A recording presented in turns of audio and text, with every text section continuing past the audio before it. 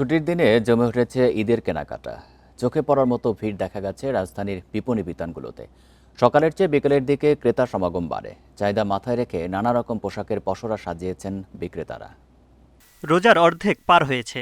এই সময়ে ঈদের ছোঁয়া লেগেছে রাজধানীর বিপণী বিতানগুলোতে। সকাল ৯টার পর থেকে শুরু হয় কেনাকাটা। বেলা বাড়ে বাড়ে ক্রেতাদের ভিড়। উৎসব সামনে রেখে প্রিয়জনের মুখে হাসি ফোটানোর আনন্দ মুছে দেয় কেনাকাটার জন্য এক মার্কেট থেকে অন্য মার্কেটে ছুটে যাওয়ার ক্লান্তি।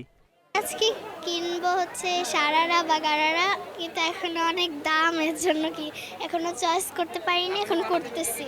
নতুন রিন গভীর থেকে পরিষ্কার করে কাপড়কে রাখে নতুনের মতো উজ্জ্বল। নতুন রিন অ্যাডভান্সড পাউডার। ঈদ তো আনন্দ আমরা করতেই হবে, আর বাচ্চাদেরই আনন্দটা, আর বাচ্চাদের খুশির জন্যই আসা।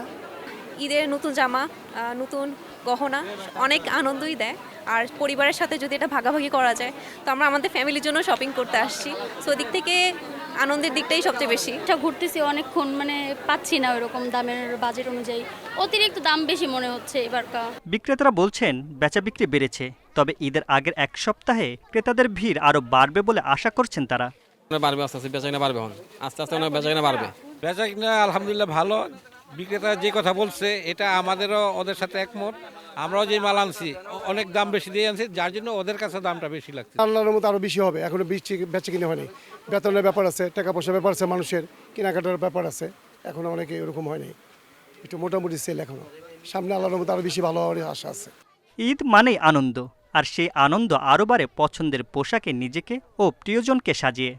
Mamunur Rahman, independent news, Dhaka.